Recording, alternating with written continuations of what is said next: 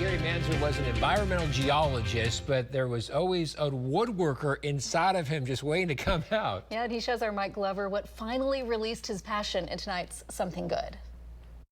When Mr. Gary retired 10 years ago, it gave him just the time he needed to pursue his real passion. I needed to get some time to spend woodworking, because that was always a passion of mine. Initially, he began tackling those projects he had put off over the years. Painting the house, you name it. I had a lot of projects lined up to do. He eventually built planters and benches for the yard and a 2-story cat house for stray cats. I built 2 dressers and a nightstand, and that took me about a year and a half. Then everything shifted on a drive home from Guthrie. I saw a wagon sitting at a front gate, and I looked at that wagon sitting there, and I said, wow, I like the way that looks. Consumed with the possibilities, Mr. Gary spent weeks researching the details of real chuck wagons. The seat would have been just a flat, plain seat.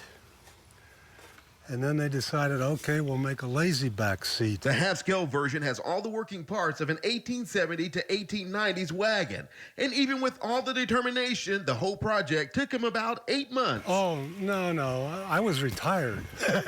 He can't sit still and just relax. He always has to be doing something. Angela Sanders is Mr. Gary's daughter, and the chuck wagon really wasn't a surprise for her. Watching him spend so much time and so much heart on this, I think, is what really sets it apart. And now that it's done, what will he do with it? I'd like to have it somewhere where people could enjoy it and see it. Now, Mr. Gary isn't sure what his next project will be, but I'm sure whatever it is, it will be just as impressive. Finding time for passion, that is something good. I'm Mike Glover for Oklahoma's Own. Amazing project right there. Sure.